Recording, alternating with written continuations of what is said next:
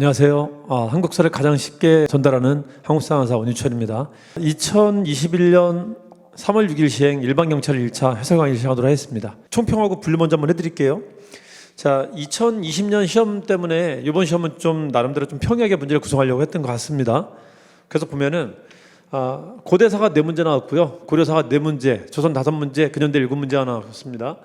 정치, 경제, 사회, 문화로 분류하면 정치사가 압도적으로 많고요. 17문제, 사회사 1문제, 문화사 2문제 나왔습니다.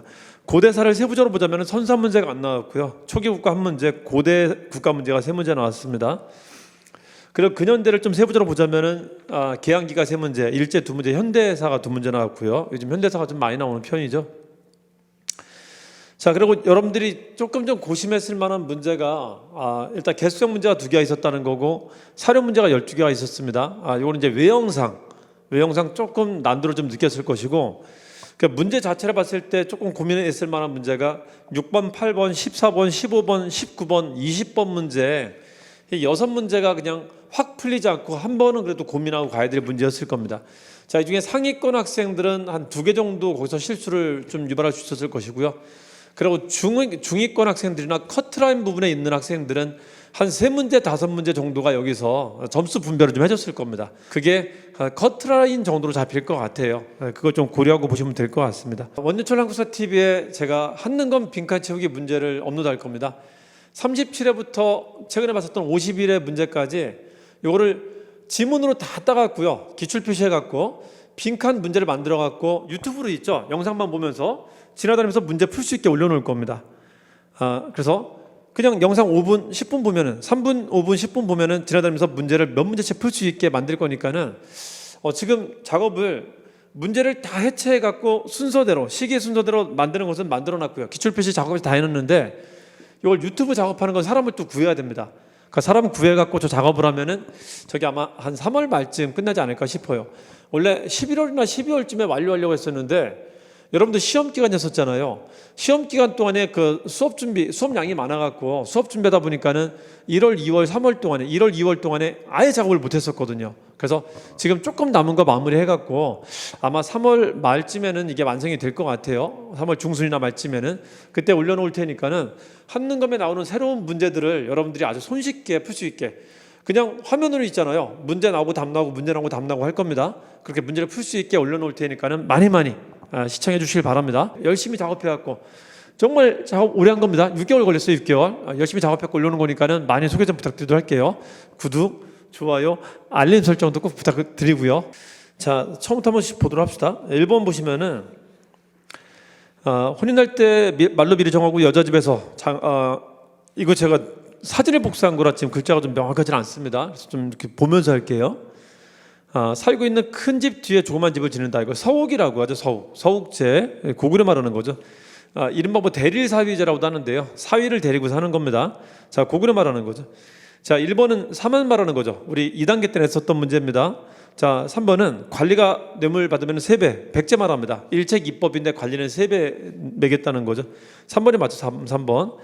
4번은 책화라고 합니다. 책화, 동해 말합니다. 1번 답은 3번이고요. 자, 2번은 우리 신화지 문제집에 있는 건데요. 임신서기석 사료입니다. 임신서기석. 지금부터 3년 이후까지 충도를 지키고 잘못이 없기를 맹세한다. 이 서약을 어기면은 벌 받을 것이다. 그래서 스터디 맹세를 한 겁니다. 스터디. 우리 윌비스 고시학원 기둥 근처에다가 지금 공부하는 학생들이 스터디하다가 거기다가 낙서해놓고 할 수 있단 말이야. 이걸 나중에 한 몇백 년 지난 뒤에 어떻게 우연하게 이제 후대 애들이 이걸 발견하게 된 겁니다. 30cm도 안 되는 작은 돌에다가 맹세를 적은 거예요. 화랑 2명이서 우리 공부 열심히 해보자 이런 거 적은 겁니다. 거기에 5과목이 적혀 있었는데 이게 유교 5경입니다. 유교 경전. 그래서 당시에 유학이 전래됐고 유학을 공부하고 있었구나라는 걸 알게 해준 겁니다. 임신년의 맹세를 기록한 돌멩이 그런 뜻입니다. 신라 말하는 거죠. 신라. 자, 1번이 맞죠. 국사편찬했다. 진흥왕 때 일입니다. 자, 2번에 태학창설한 것은 고구려고요. 삼국시대는 학교 이름이 고구려밖에 없어요. 소수르방 때고요. 3번에 방군제라는 것은 백제의 지방들 말합니다. 방과 군이라는 것은 방이 지금 우리 도와 비슷한 거고요. 군은 우리 지금의 시군구와 비슷한 겁니다. 자, 4번에 담노제도 백제죠. 담노라는 것은 담을 뜻하는 게 아니냐, 그러니까 담장 같은 걸 뜻하는 옛날 말이 아니냐 이렇게 보기도 합니다. 그래서 성곽을 뜻하는 걸로 봐요. 성곽, 지방에 설치한 성곽들을 담로라고 불렀던 것 같다. 근초광 때 처음 만들었고요. 무령왕 때 이걸 22담로로 확대를 합니다.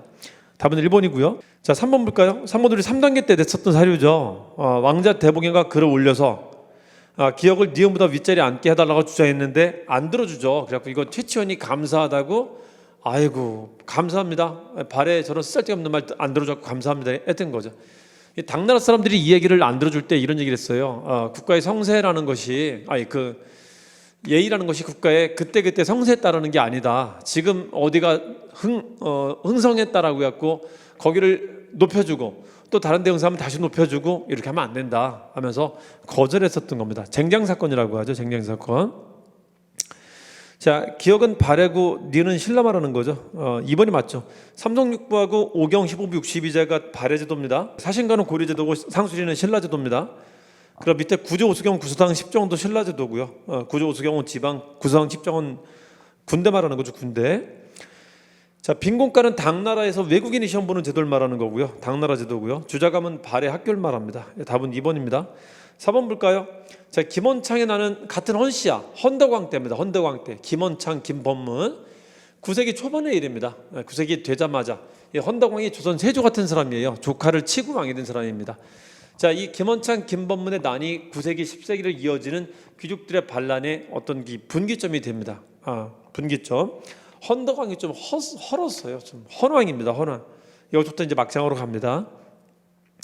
자, 대공의 나는 신라 중대 끝을 말합니다. 이 와중에 이제 해궁왕이 죽기도 하는 거고요. 해궁왕 때 말합니다. 무열계가 바뀌는 계기에 있었던 걸 말합니다. 사실은 이게 신라 하대를 만들게 되는 거죠. 신라 하대를 만들게 되는데 8세기 후반이고 9세기 초반에 헌덕왕 때 김원창, 김범문의 난이 나타나면서 이제 본격화돼요. 그게 본격화.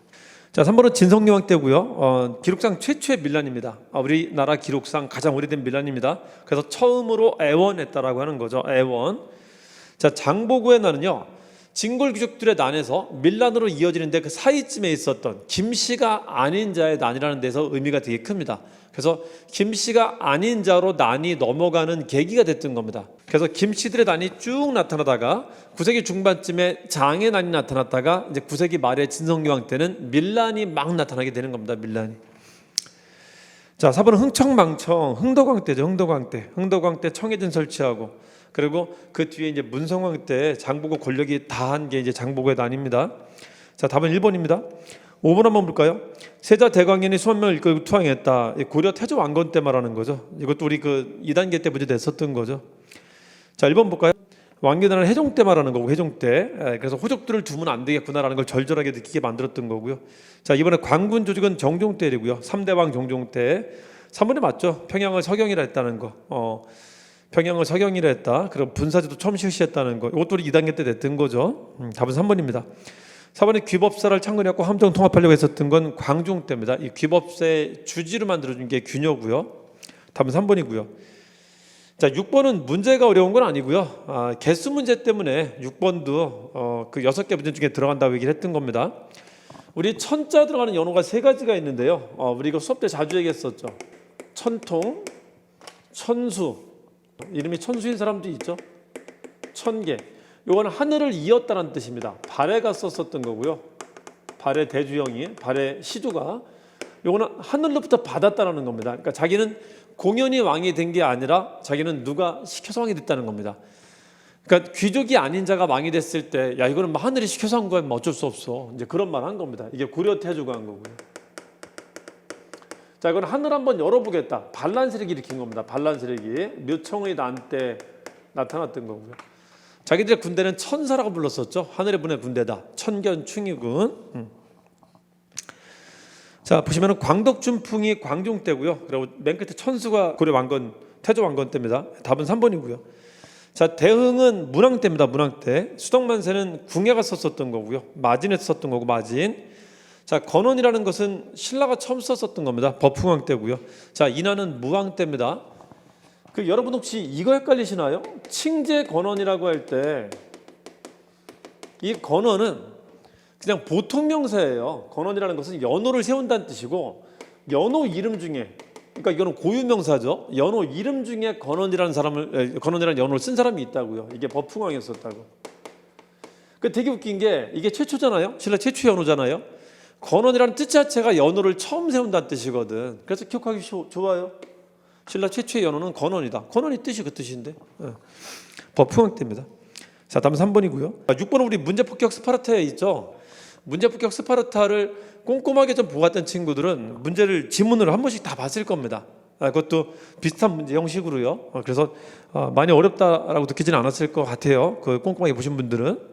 7번 볼까요? 7번 보시면 정경이 시기가 최씨기 전에 있었던 시기죠. 정중부, 경대승, 이의민. 그다음부터 최씨 4명이 있는데 충원이가 우항의 받았다. 요 4명이 이제 최씨 집권기고요. 최충원, 우항의, 최우, 최양, 최의. 그렇죠. 자, 앞에 3명씩을 말하는 거죠. 정중부, 경대승, 이의민. 경대승 때는 도방을 처음 만들죠. 자, 1번은 최우 때고요.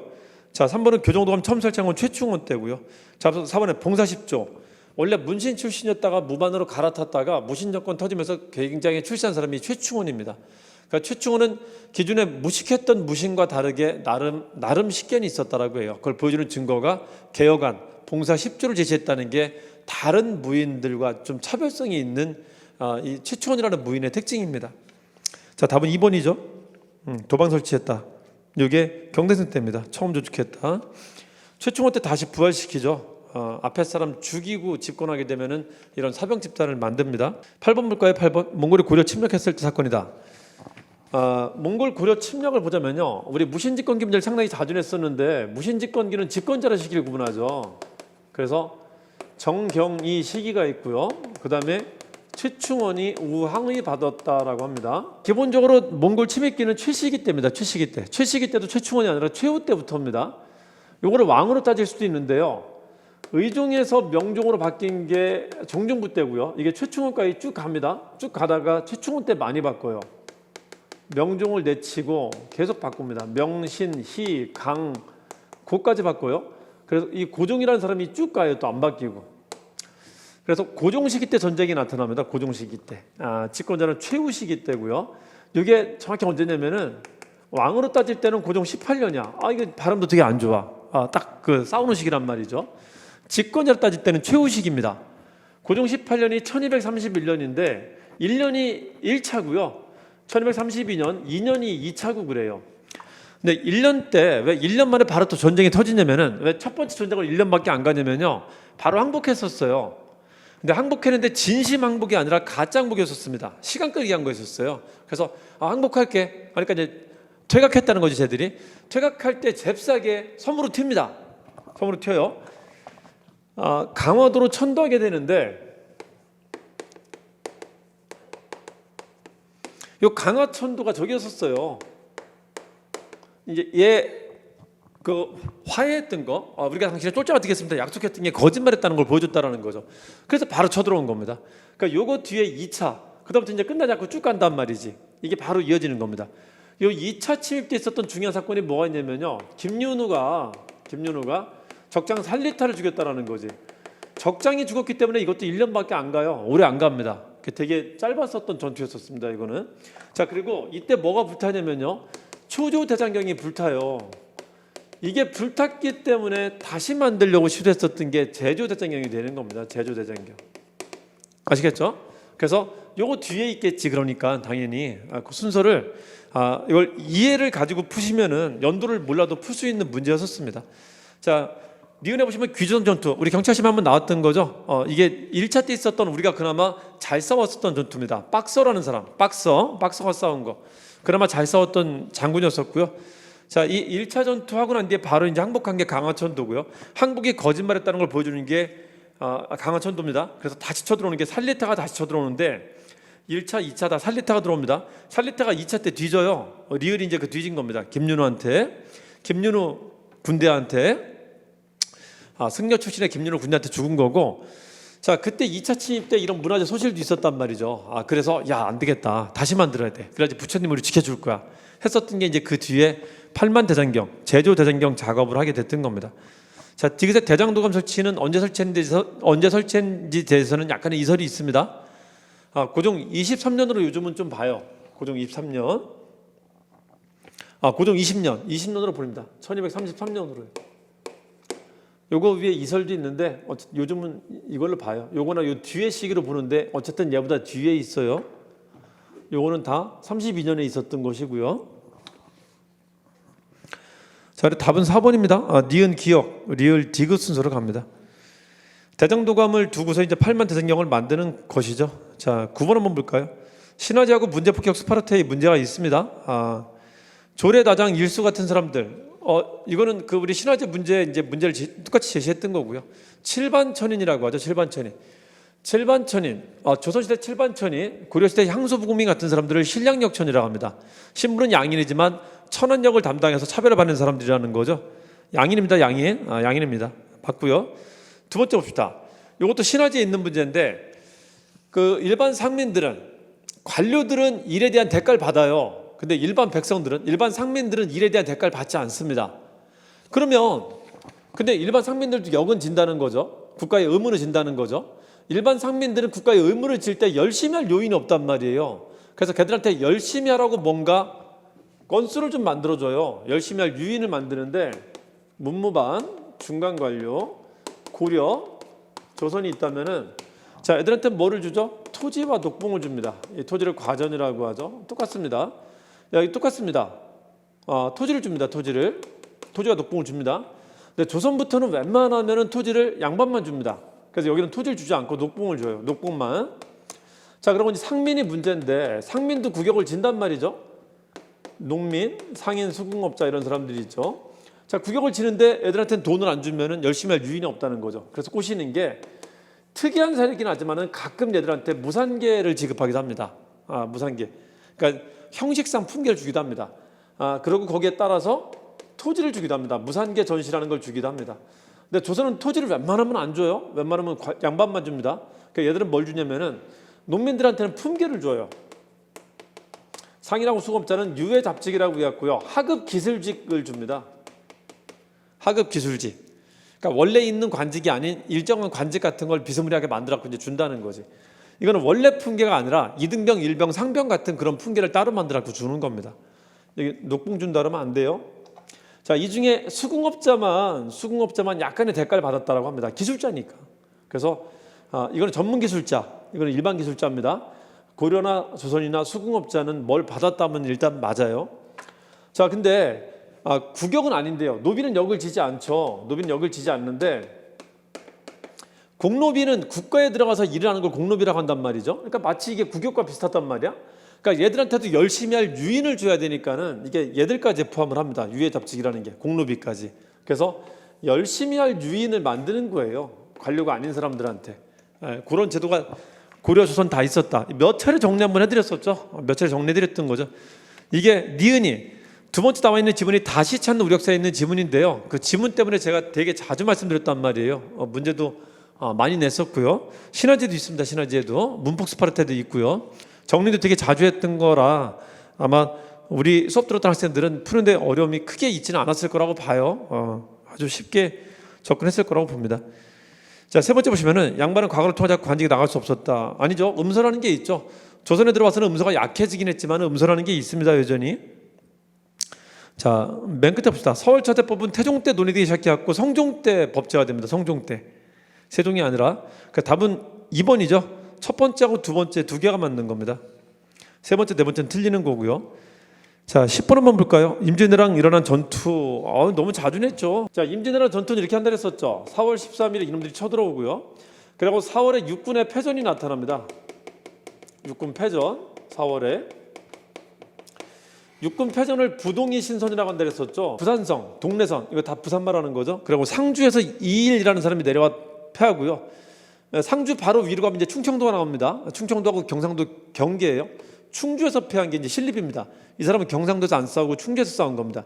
요 둘이 중앙에서 내려간 지휘관이에요. 즉 재생방약 체제에 따라서 움직인 사람들입니다. 신립이 깨지고 나니까 중앙에서 보낸 장수까지 깨지고 나니까는 선주가 이제 피난한 게 이제 4월 말입니다. 4월 30일에 피난합니다. 선주가 피난하고 나니까는 해군의 승전이 처음 나타나게 돼요. 해군의 승전이 이게 5월이죠. 자, 이 첫 승전이 옥같이 귀한 싸움, 옥포해전입니다. 그리고 사천해전이 있는데 이건 거북선을 처음 사용했던 거고요. 자, 그 다음에 승리해서 되게 중요한 건 뭐냐면은 전라도를 지켰다라는 거예요. 전라도를 지킴으로써 일본 놈들이 자체 보급을 못하게 했고요. 수륙 양면 작전을 못하게 했다라는 거죠. 굉장히 중요한 겁니다. 이 전라도 빼앗겼다면 망했었을 겁니다. 왜냐하면 전라도 빼놓고 경상도, 충청도, 강원도, 함경도, 평안도까지 다 거의 점령당했었거든요. 자, 6월에 이미 함경도하고 평안도까지 갔어요. 일본 놈들이. 그러니까 저 북단까지 다 갔다는 겁니다. 그중에 못 건드린 게 전라도 하나인데 전라도를 건드리려 했었단 말이죠. 그걸 막은 게 7월에 막은 게 한산도 대첩이고요. 그러니까 수륙 양면 작전 좌절시켰다. 보급로를 자체 보급을 끊었다라는 거죠. 자, 8월은 패전한 거긴 하지만요. 어쨌든 일본 놈들이 후퇴하게 만듭니다. 이건 의병의 전투였었어요. 조헌과 양규라는 스님이 했었던 전투입니다. 이 금산 전투. 금산이 전라북도하고 경계입니다. 충청남도인데. 그러니까 전라북도로 진출해 있었던 왜군들을 이 충청도에서 이제 얘들을 괴롭힌 겁니다. 전라북도까지 진출해 있었던 왜군들을 괴롭힌 겁니다. 그래서 걔들이 결국 퇴각하게 된 겁니다. 돌아가십니다. 둘 다 돌아가시는데 어쨌든 퇴각하게 만들었던 겁니다. 자, 그러자 이거는 바다로, 이건 전라북도로. 자, 그러자 전라남도 육지로 가려고 했었던 게 이제 그다음에 진주였었어요. 여기는 진주에 김시민이라는 장수가, 김신민이라는 지방관이 이걸 이제 막아냈다라는 거죠. 그래서 전라도 막은 겁니다. 굉장히 중요한 전투입니다. 자, 그리고 결국은 평양성을 다시 탈환하게 되는 게 이제 변곡점이 돼요. 평양성을 다시 탈환했다라는 게 이게 1593년 1월이에요. 이제 새로운 해로 접어드는 겁니다. 새로운 해로. 자, 이걸 조명연합군이 탈환합니다. 자, 이때 명나라 군대가 가지고 왔었던 불랑기포라는 게 되게 또 아주 중요한 역할을 했었고요. 이 포라는 게. 자, 이 명나라들이 너무 쉽게 또 이걸 탈환하니까는 일본에도 우습게 하고 막 쫓아가다가 벽제관에서, 지금 우리 그 벽제 화장장 있잖아요. 거기서 또 크게 한번 당한 게 이제 벽제관 패배입니다. 자, 요 패배 이후에 명나라 군대는 이제 싸울 의욕을 잃게 됩니다. 자, 그리고 이 군대가 내려오자 전라도에 있었던 사람들을 이끌고 전라도에 있는 사람들 그 군대를 이끌고 올라가서 서울 근처에 가서 이 서울까지 내려온 왜군들하고 맞붙은 전투가 행주대첩인데요. 임진왜랍 산대대첩이라고 하죠. 되게 중요한 전투들입니다. 행주대첩이 10배나 많은 일본군을 상대로, 그것도 방어막도 없는 행주산성이라고 하는데 산성이 아니라 거기는 그냥 일종의 목책 같은 것만 겨우 세우는 겨우 근거한 곳이었습니다. 거기를 일본 군대가 10배 넘는 병력으로 쳐들어오는데 막아냈다는 거죠. 관민이 합력해갖고. 자, 이때 일본 애들이 깨지고 나서 일본 애들이 전의를 상실하게 돼요. 이번에는 이건 명나라 군대가 전의를 상실하게 되고요. 전의를 상실한 두 군대가 적극적인 화해 교섭에 나섭니다. 얘들은 철수할 시간을 벌이려고 이제 화해 교섭을 하는 겁니다. 자, 그렇게 화해 교섭하는 동안에 안전하게 철수하고요. 철수하고 난 뒤에 6월에 이제 명나라 군대 주력군이 철수하고 나자 진주에 보복하게 된 게 이게 진주 2차 혈전입니다. 자, 이때 엄청나게 많은 사람들이 죽죠. 김시민은 이때 돌아가십니다. 그래서 이때만 존재하는 단어고, 자, 이때 논개의 활약이라는 게 있었다라고 하죠. 적장이 이기고 나서 파티하는 적장을 끌어안고 남강으로 이제 죽었다라는 게 이때 있었던 설화입니다. 자, 요거 이해하시면 되죠. 요거 한 바퀴 돌리는 거 너무 자주 했던 거죠, 우리. 자, 요거 이해하시면 쉽게 풀 수 있는 겁니다. 자, 10번 볼까요? 자, 기억에 평양성 탈환은 1593년 1월, 93년 넘어간 거고요.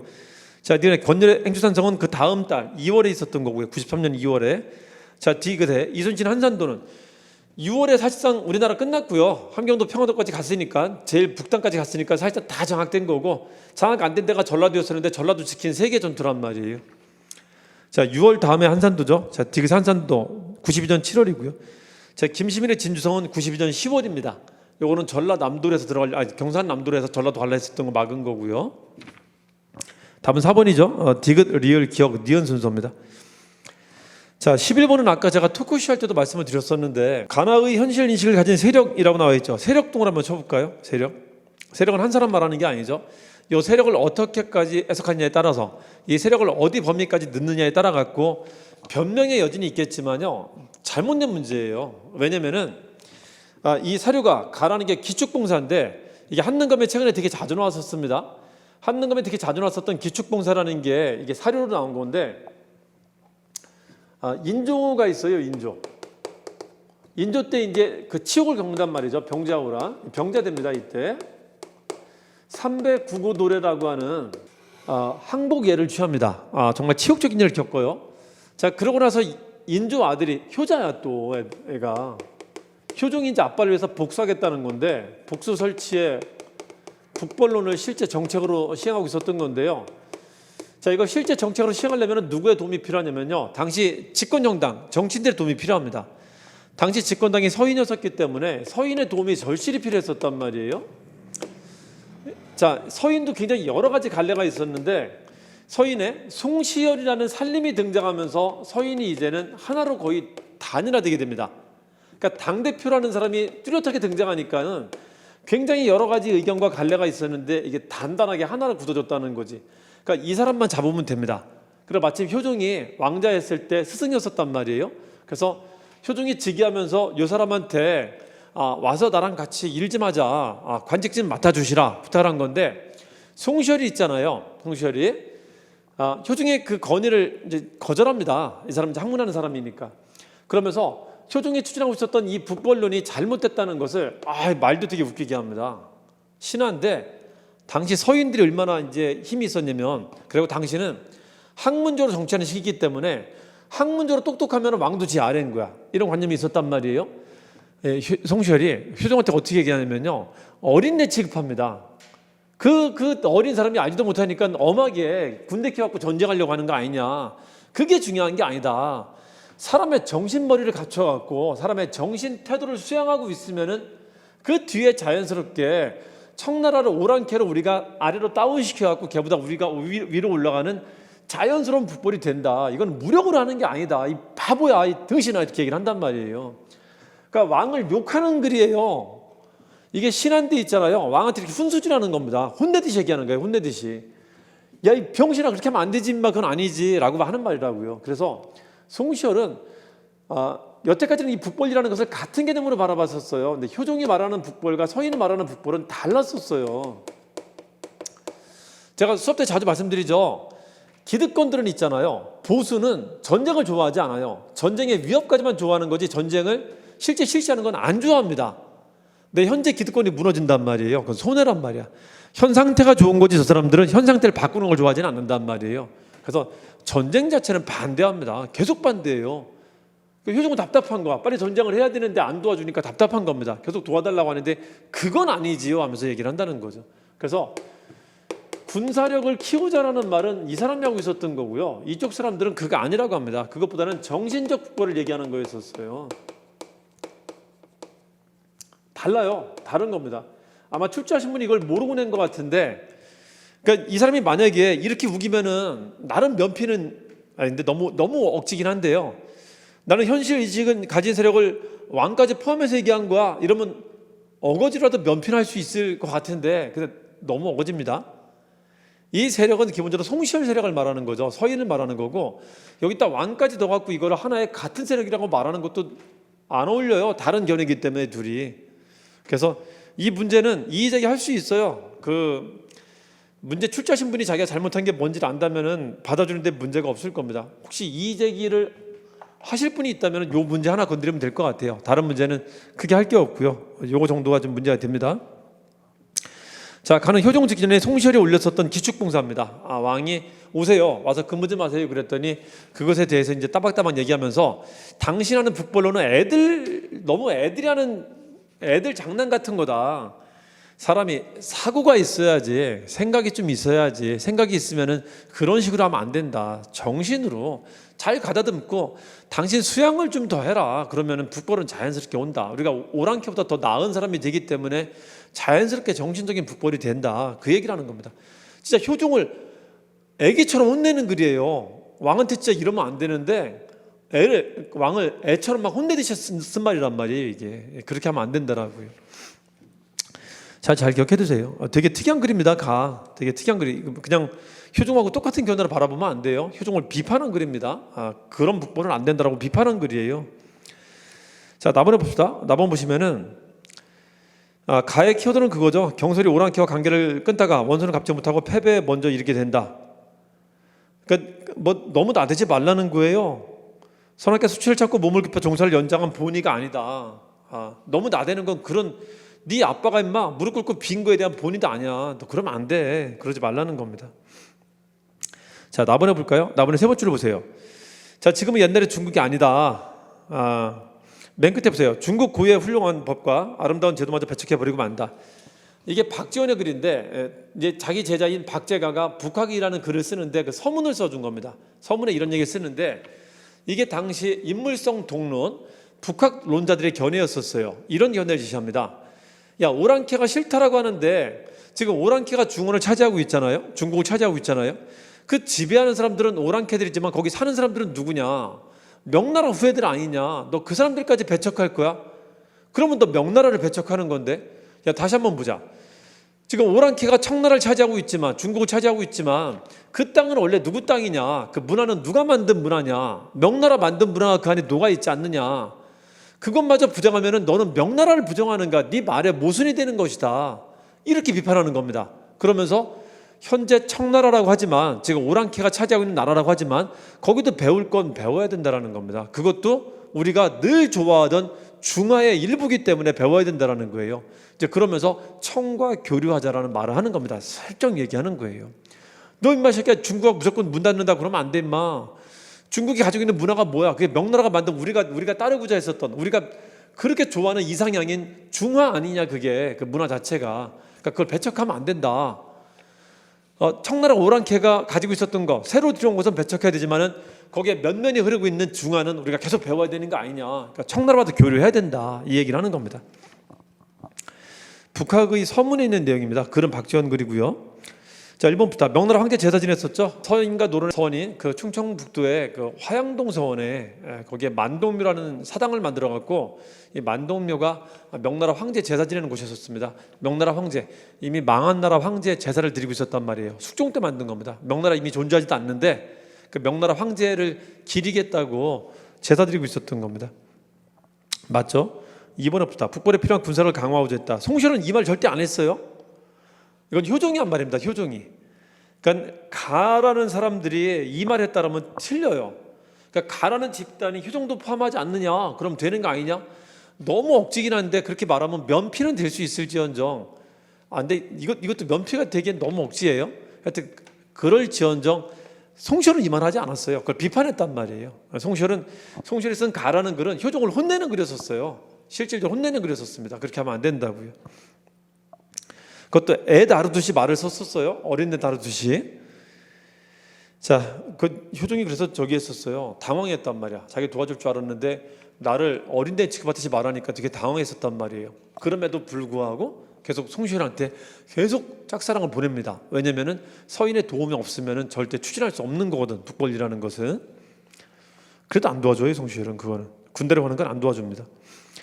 자, 3번에 봅시다. 화이론 아니죠. 화이론은 북벌 얘기하는 거죠. 북벌. 북학은 화이론을 벗어나는 겁니다. 화이론 탈피를 말하는 겁니다. 4번에 봅시다. 청해 중국집 현실을 인정해야 된다. 거기는 그리고 중국의 면면이 흘러오고 있었던 문화도 있었다. 현재 상태를 그냥 인정하자. 그리고 그 안에는 우리가 좋아하는 중화도 있는 것이다. 그런 건 찾아서 받아들이자라고 하는 겁니다.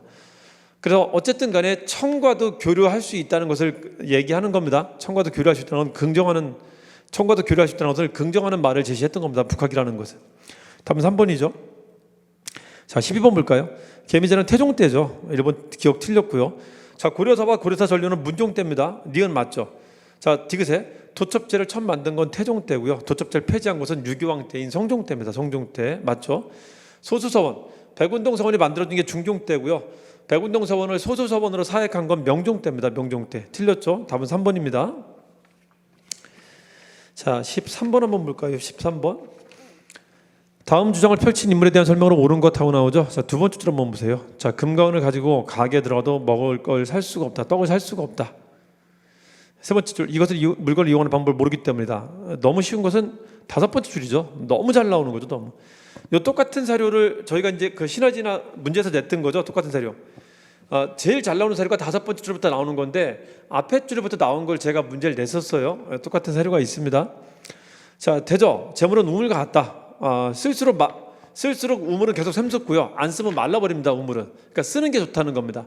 그러니까 절약보다는 소비를 강조했다는 거죠. 이게 박제가의 소비론입니다. 북학의에 실려 있는 박제가의 소비론입니다.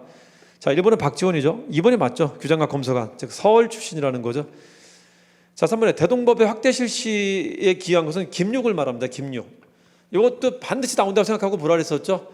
효종 때 김육의 노력으로 대동법이 충청도 경상도까지, 충청도 전라도까지, 호서 호남 양호 지방까지 확대가 됩니다. 반드시 나온다 생각하고 보라 그랬었죠. 네. 3번은 어렵게 나온 건 아닌데요. 김육 말합니다. 김육. 앞으로도 계속 기억해 두세요. 양호 지방이 확대시켰다 그러면 그게 김육이라는 것도, 시기는 효종 때라는 것도 조금 더 자세하게 꼭 기억해 두세요. 꼭 기억해 둬야 됩니다. 꼭. 자, 4번 합니다. 토지 소유 한전론을 주장한 것은 이익과 박지원이 주장을 합니다. 이익은 최소한도의 토지, 그런 의미에서 한전을 얘기한 거고요. 한전은 토지의 제한을 주장하는 겁니다. 박지원은 과도한 토지를 막자라는 차원에서 토지의 상한제를 제한한 것, 토지의 상한을 제한하는 한전을 주장했던 거고요. 자, 답은 2번입니다. 14번 한번 볼까요? 14번. 자, 가에 보시면요, 가는 이모군란 직후에 썼던 그 재물포지약입니다. 5주에 일본 공사관이 약간의 군사를 두어 경비하게 한다. 일본 군대가 처음 들어오게 됐던 거고요. 이모군란은 82년 6월에 있었던 것이고요. 그 다음 달인 82년 7월에 재물포지약이 체결됩니다.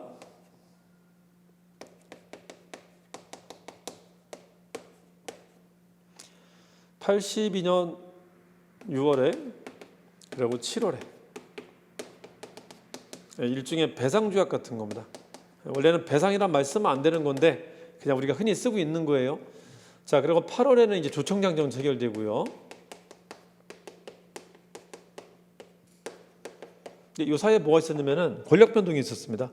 자, 90군대가 대원군한테 이것 좀 수습해 주세요. 그리고 고종도 90군대가 대원군 편이니까 아빠한테 아빠 오삼 그런 다음에 이제 수습해 달라고 했다는 거죠. 그래서 이모군란으로 대원군이 집권해요. 근데 민씨일파가 가만히 있을 사람들인가? 요거 이제 얘들한테 정권 안 뺏기려고 청나라 군대 불렀다는 거지. 민씨일파가 청나라 군대를 부릅니다. 그래서 청나라 군대가 와서 대원군을 납치해 가요. 그래서 이 정권은 한 달밖에 못 갑니다. 우리는 청나라의 간섭을 받는 정치가 시행이 되는데요. 이것에 근거해서 청나라의 깊숙한 간섭을 받게 되는데 이게 뭐냐면요, 청나라 고문이 들어오게 돼요. 우리가 모시고 살아야 될 상이다. 멜상, 멜렌드로프, 마건상 같은 사람들이 들어오게 됩니다. 자, 그럼 이놈의 새끼들 들어오고 난 뒤에 여기 11월에 들어오고요. 82년 11월에. 자, 들어오고 난 뒤에 대원군이 집권하고 나서 폐지시켰었던 통리기무화문을 다시 만들어요. 이때 다시 만들 때 통리군국사무화문이라고 만들었었다고요. 두 개로 나눕니다. 통리군국사무화문, 통리교섭통상사무화문으로 나눠서 합니다.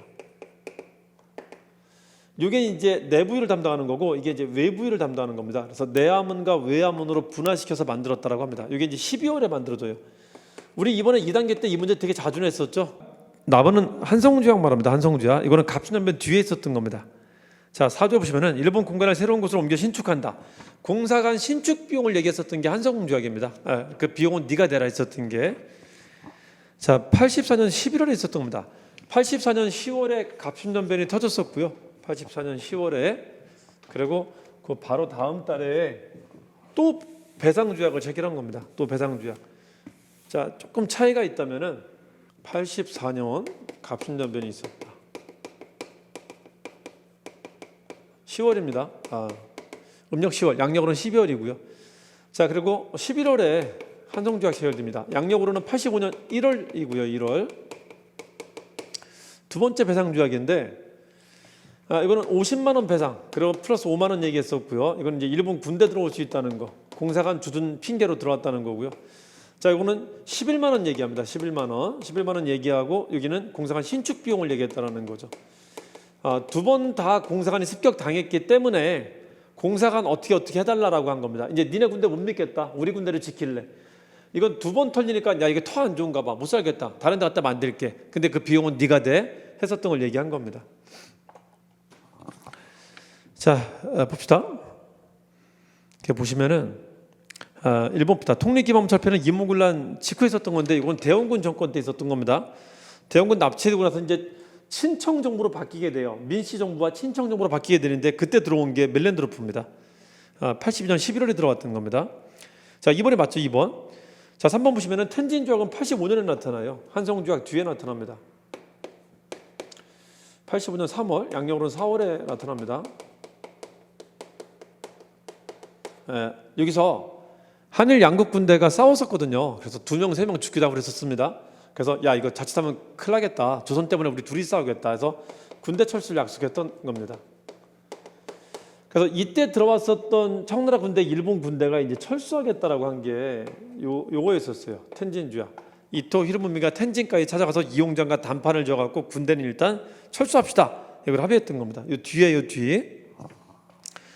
자, 부들러의 영세 중립선언은 이거죠.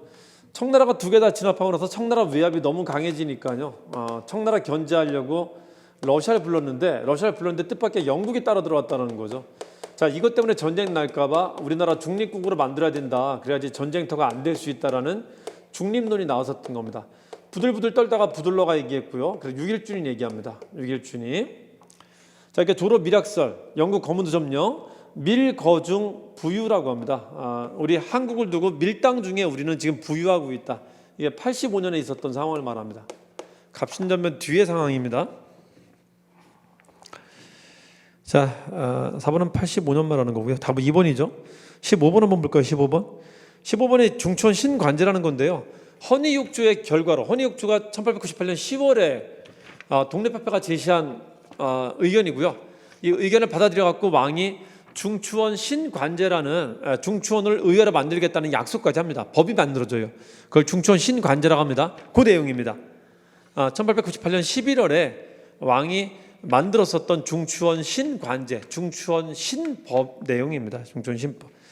그걸 몰라도 알 수 있는 게 있죠.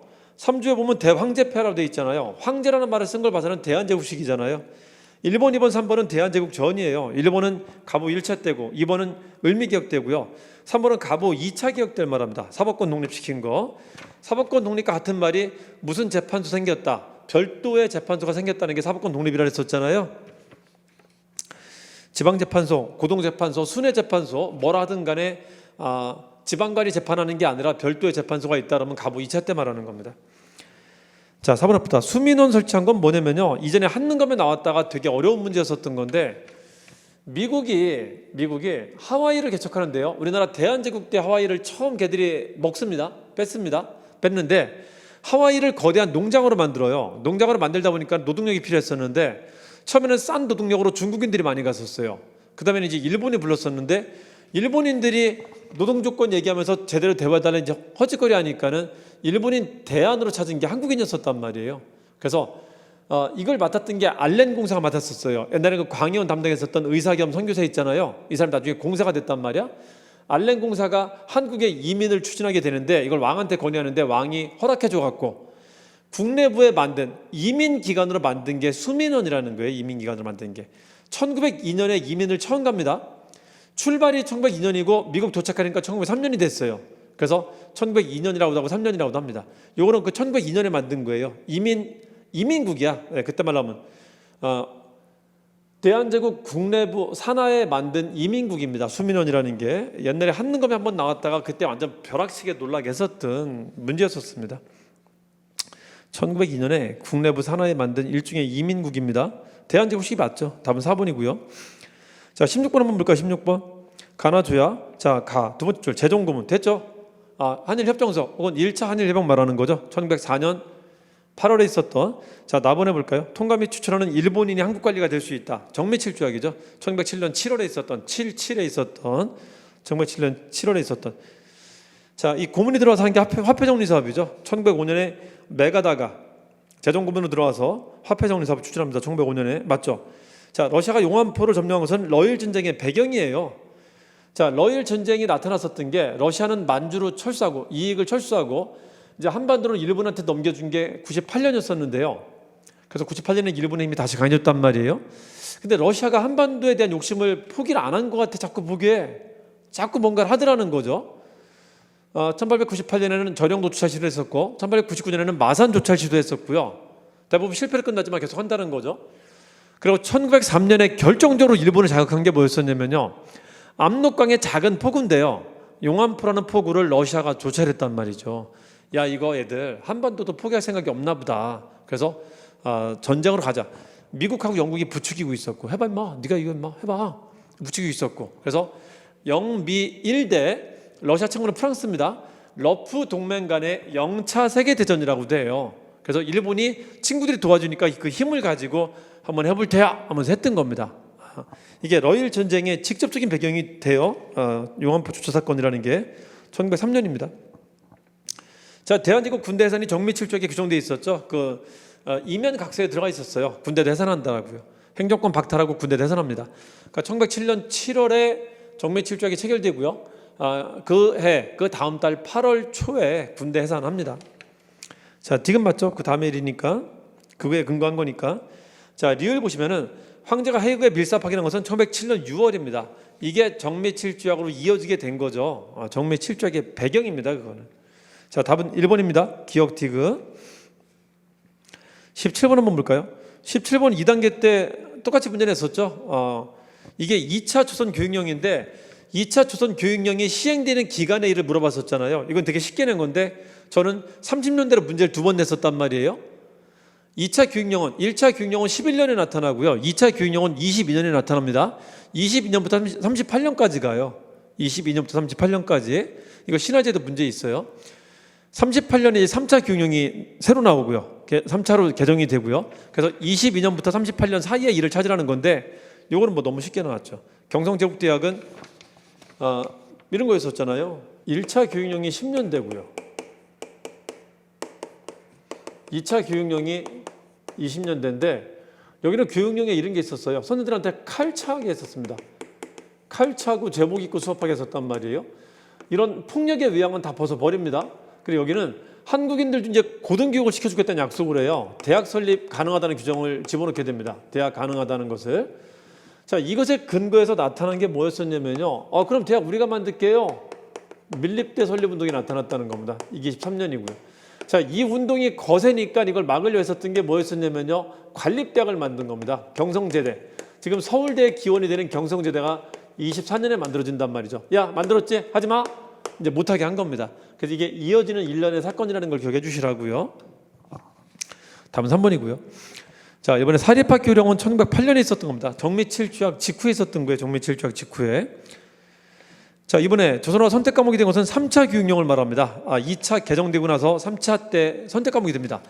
요것 때문에 2차 때는 조선어가 필수 과목이었겠구나라고 이제 추정을 하는 거예요.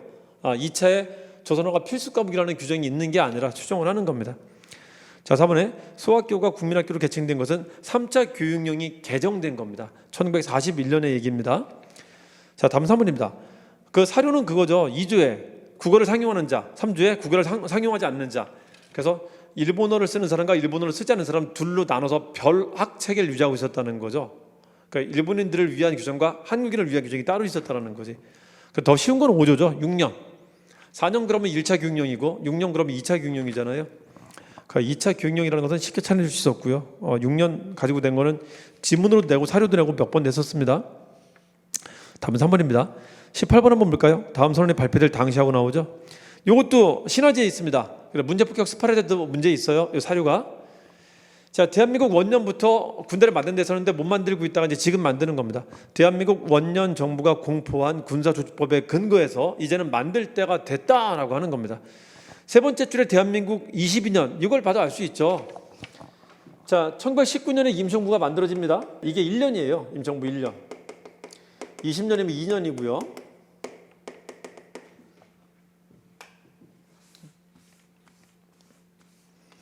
자, 그리고 언제 21년부터 40년까지인데 여기가 이제 20년이라는 거지. 임시정부 20년 존재했었다는 거죠. 합치면 22년이 돼요, 여기가. 그래서 1940년의 일을 찾으라고 하는 겁니다. 산수죠, 산수. 그냥 산수죠, 산수. 1번 한번 볼까요? 충칭에서 활동하는 한국 독립당 당원들이 있다. 한국 독립당은 1940년에 만들어집니다. 40년 맞고요. 40년부터 활동하고 있었으니까 맞는 거죠. 자, 이번에 의용대가 광복군에 합류한 것은 42년입니다. 42 거꾸로 이사죠. 이사한식입니다. 41년 12월에 태평양 전쟁이 터지는데 김원봉이 야, 나 따로 있으면 안 되겠다. 내 병력이라도 가서 도와줘야지 하면서 자기 병력을 들고 광복군에 합쳐준 거예요. 우리도 이제 제대로 싸워야 되니까. 태평양 전쟁까지 터지자 김원봉이 마음을 돌리고 임시정부로 들어오게 된 겁니다.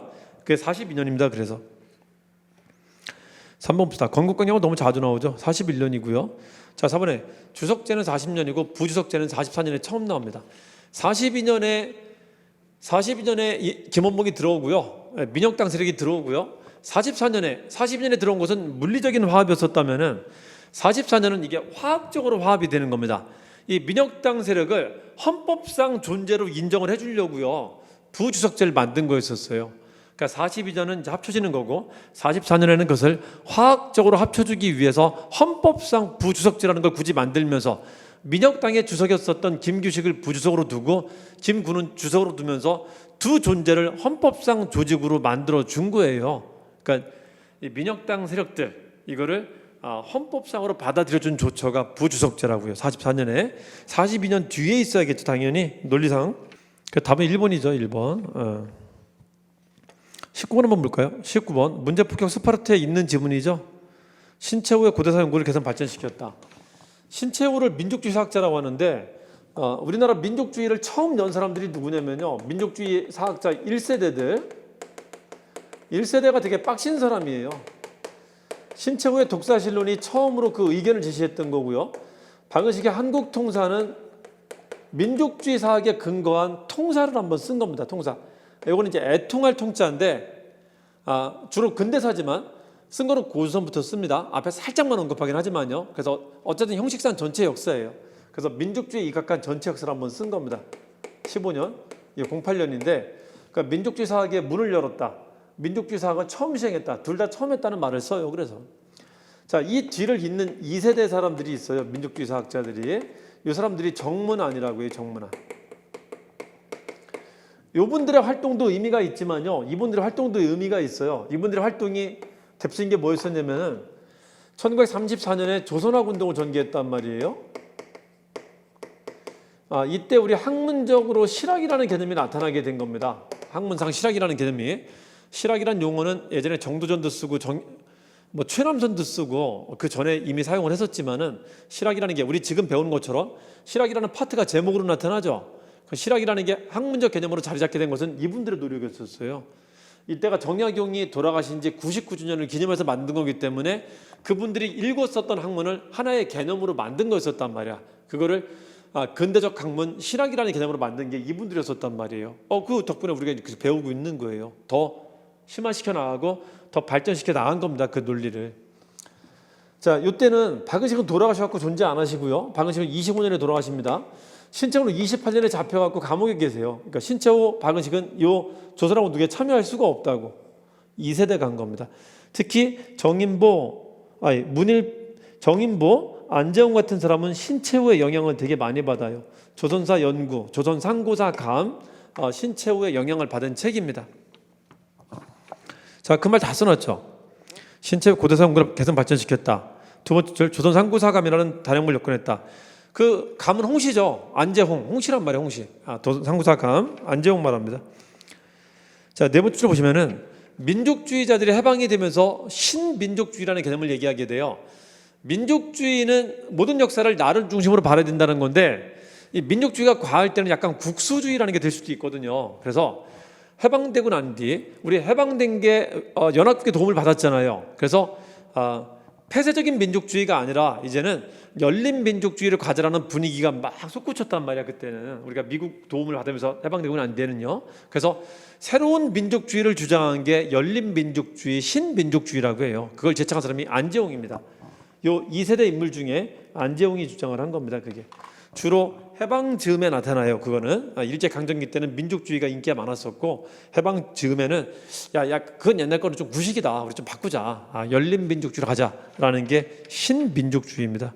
안재홍입니다. 안재홍.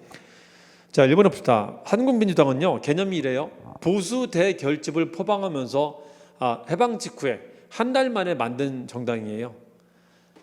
여러분 일제강점기 때 보수라고 불릴 만한 사람이라면 누가 있을까요? 기득권이라고 불릴 만한 사람이라면은 일제강점기 때 잘 살았던 사람들이라는 거죠. 기득권은. 그래서 일제강점기 때 지주나 자산가 계급들이 많이 들어오게 됩니다. 한국민주당은 이게 보수 대결집을 표방하면서 만든 단체였었습니다. 요거는 우파들이고요. 우파하고 극우파들이 있는 곳이었었고요. 송진우, 김성수 같은 사람들이 이 우파들이 만들었었던 거고요. 해설 강의로 역사일치 수업을 처음 듣는 학생들은 이런 개념이 생소할 수도 있습니다. 해방 직후에는 여러 정치단체가 나타나죠. 해방 직후에 정치단체를 본격적으로 이제 좌파, 우파라고 부르기 시작을 하는데요. 해방 직후부터 정확히 3년 뒤에 정부가 수립할 때까지, 여기는 이제 해방 공간이라고 합니다. 3년 동안의 기간을, 혹은 정부 수립 과정이라고 합니다.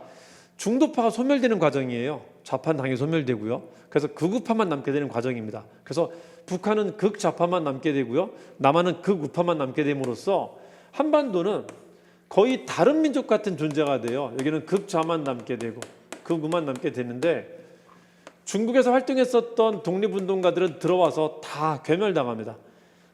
중경 임정에 있었던 사람들이 남한으로 들어오고요. 화북지방에 있었던 독립동맹이 북한으로 와서 조선신민당을 만들게 되는데, 중국파들은 다 제거되고요. 누구만 남게 되냐면은 여기는 친소파만 남게 되고요.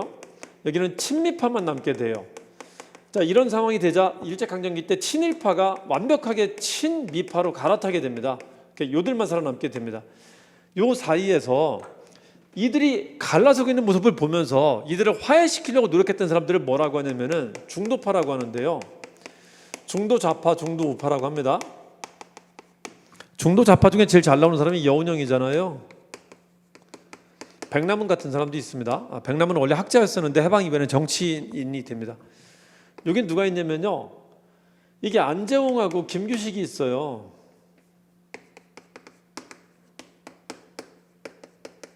그래서 이제 어떤 개념을 말씀드리려고 하는 거냐면은 좀 알아두시면 좋습니다. 우리 역사니까요. 이런 개념은 알아두시면 좋아요. 이 사람들 일컬어 뭐라고 하냐면요, 통합세력이라고 부르고요. 통합세력. 우리 한민족을 끊임없이 분단시키는 사람들을, 이 사람들을 이제 분단세력이라고 불러요. 분단세력. 그래서 한국인들의 정치적 그 스펙트럼은 좌파 우파라는 개념은 우리한테 좀 맞지 않고요. 이거 좌파 우파를 분석하는 개념도 가끔 말씀드리는데, 그것보다는 분단 세력과 통합 세력이 존재한다는 걸 이해하시는 게 오히려 현실적으로 우리 정치력을 이해하는데 되게 좋아요. 중요하고. 그래서 이들은 끊임없이 찢어버리자는 말을 합니다. 극단적으로 대립하고요. 이들은 어떻게든지 막아보려고 하는 건데, 우리나라는 회색 분자가 설 수 있는 자리가 없었어요. 중도파가 설 수 있는 자리가 없었다고요. 그러니까 이분들이 다 제거되는 과정이었었다고요. 그러니까 이분들이 왜 중도파였었냐면요, 일제강점기 때부터 싹이 보였던 분들입니다. 안재홍은 신간회 활동했었고요. 신간회가 뭐였었죠? 좌우 합작단체였었잖아요. 성공한. 두 번째 유일당이 뭐가 있었죠? 민혁당이 있었죠. 이분은 민혁당의 주석이었었어요. 나중에 이제 임정에 참여했었을 때 부주석이 되기도 한 겁니다. 민혁당의 대표였기 때문에. 민족혁명당은 해외에서 만들어진 유일당이었었죠. 좌우 통합단체였었다는 거지. 신간회는 국내에서 만들어진 좌우 통합단체였었고요. 이 활동했던 사람들은 해방 후에도 똑같다는 거예요. 이 사람들을 합치게 하려고 노력을 했었다는 거지. 이게 우리나라에서는 필요한 사람들이었었다고요. 우리나라 민족들을 통합시키려고 하는 에너지를 가진 사람들이었었고요. 이 사람들은 분리시키려는 에너지가 가진 사람들이었었단 말이에요. 해방 이후에도 똑같은 활동을 하는 거야. 안재홍은 뭐 했었냐면은 건준에 참여한 게 안재홍이었었어요. 여운형과 안재홍이 건준에 참여했었다고요. 자, 그 다음에 두 번째, 건준 다음에 나타났었던 이제 통합 논의가 뭐가 있었냐면 이게 좌우합작위원회였었단 말이에요. 좌우합작위원회에 참여했었던 사람이 다시 여운형. 자, 그 다음에 누가? 여기는 김규식이 참여하게 됩니다. 스타일이 딱 그렇단 말이야. 이 사람들 일제강점기 때도 그랬었는데 해방 이후에도 어떻게든지 합치려고 하는 사람들이구나. 사심보다는 우리 민족의 화합을 되게 강조했던 사람들이구나. 이런 거 볼 수 있다라는 겁니다. 자, 그리고 이게 이제 1945년이고 1945년에 해방 직후에 만든 게 건준이죠. 요거는 이제 1946년이고요. 46년에 1차 미수공이 실패하고 난 뒤 이제 7월에 만든 거였었고, 47년 7월에 중도파들이 죽기 시작합니다. 여운형이 죽으면서 김규식만 남게 돼요. 그리고 48년에는 이 중도 활동을 누가 하냐면요, 우파였었던 김구가 중도 활동을 하게 돼요. 그래서 중도 우파 활동을 하게 됩니다. 김구와 김규식이 48년도에는 통합 세력이 됩니다. 통합 세력이. 이 극단에 있었던 분단 세력은 누구냐면요, 이게 한민당이에요. 한민당. 이승만 한민당 이쪽이 극단에 있었던 분단 세력이었었고요. 친미파였었고, 이쪽에 있었던 그 분단 세력은 누구였었냐면은 김일성입니다. 김일성과 이제 소련파 같은 사람들이었었다고요. 그리고 이 안에 있었던 중도파들은 다 소멸되는 과정을 우리가 이제 해방군간 정부 수립 과정이라고 합니다. 그래서 한반도에서는 중간이라는 말을 하는 게 되게 어려운 상황이 돼요. 습관처럼 우리 정치 현상을 지배하는 논리를 이제 발전해 가게 됩니다. 어떤 수업을 들으셨든 간에 한 번쯤은 좀 알아두시고 생각을 좀 해보시면 좋을 것 같아요. 자, 한민당은 극우파예요. 극우파. 일제강점기 때 자상가, 지주 같은 그룹들이고요. 물론 처음에는 임정 인사들도 있었습니다. 임정 인사들까지 포함해갖고 거대 보수정당을 만들었었는데, 한민당이 하는 행동들에 실망해갖고 친일파 집단을 자꾸 방해하니까는 실망해갖고 그 임정 세력들은 빠져나오게 됩니다. 그래서 완전히 그런 사람만 남게 돼요. 나중에는 그 극우 세력만 남게 됩니다. 나중에는. 자, 이번 남조선 과도입법위원회 의장이 되었다. 상당히 자주냈죠. 우리 2단계에서 김규식입니다. 김규식. 2단계 신화지 문제폭격 스파르타 상당히 자주냈죠. 자, 3번에 독촉은 이승만입니다. 해방 이후에 국내에 들어와서 해외파들은 자기 세력이 없었단 말이에요. 그래서 어떤 지금 말하면 무슨 부흥성회 같은 거 있죠. 그런 걸 자주 열었었단 말이에요. 자기 세력 구축하려고 한 겁니다. 그중에 이승만이 자주 했었던 게 독촉이에요. 독립촉성 중앙협의회 만들었다가 나중에는 독립촉성 국민대로 이름을 바꾸죠. 독촉은 이승만입니다. 이승만. 4번에 조선 건준에 참여했었다. 맞죠? 중도파들의 활동입니다. 건준과 자업자기는 중도파들의 활동입니다. 제가 시험 공부할 때는 건준이 잘 나왔었고요. 이제 요즘에는 자업자위원회가 더 잘 나옵니다. 요거를 일제강점기까지 쭉 끌어당기면은 중도파들을 신간의 민족혁명당이라고 이제 그 시원까지 얘기할 수 있는 거고요. 이어서 기억을 하세요. 이어서. 이게 우리나라의 통합 세력, 중도 세력들이다라고 이어서 기억을 해주세요. 그럼 이해가 좀 빠를 겁니다. 같은 개념들이니까. 답은 4번이고요. 20번 한번 볼까요? 20번. 이게 장면 총리가 시정방침을 연설한 겁니다. 그러니까 이공화국이 수립되고 나서 1960년 4.19 혁명으로 7월에 총선을 치르고 나서 장면 내각이 수립됐단 말이에요. 장면 내각 수립되고 나서 그 다음 달 8월에 어떻게 정치를 하겠다라는 것을 그 시정 방침에 관한 연설을 했었던 겁니다. 거기 내용 보세요. 분명히 4.19로 만들어진 정권이기 때문에 4.19에 대한 얘기를 할 거 아니에요. 한번 보세요. 첫 번째 보시면 그 셋째로라고 나와 있죠. 첫 번째 줄. 부정선거의 원흉들과 발포 책임자에 대해서는 이제 부정선거에다 처벌한다는 규정이 있네요. 이미 공소가 제기돼 있으므로 사법부에서 할 것이다. 그러니까 이게 뭐냐면요. 4.19로 이승만 대통령이 하야하고 난 뒤에 허정과도정부가 생기죠. 허정과도정부와 장면 내각은 개혁의 의지가 크게 있지 않았었던 정권이라고 합니다. 그러니까 4.19의 수혜로 정권을 차지했지만은 4.19를 이어갈 수 있는 정신을 가진 사람들은 아니라고 해요. 왜냐면은 혁명적 방법으로 정권을 차지했지만은 비혁명적 방법으로 개혁을 한다는 취지로 개혁을 하면서 되게 보수적 개혁을 합니다. 그래서 4.19 혁명에서 요청했었던 요구사항을 받아줄 만한 정권은 아니었다는 거지. 이거 보시면은 기존에 있었던 법원에서 그냥 재판을 하겠다는 겁니다. 그러니까 혁명으로 정권이 바뀌었음에도 불구하고 기존에 있었던 사람들을 가지고 기존에 있었던 정치를 재판하겠다라고 하는 거였었단 말이에요. 그래서 이공화국 정권이 크게 바꿀 생각이 없었다는 걸 되게 잘 보여주는 사례입니다.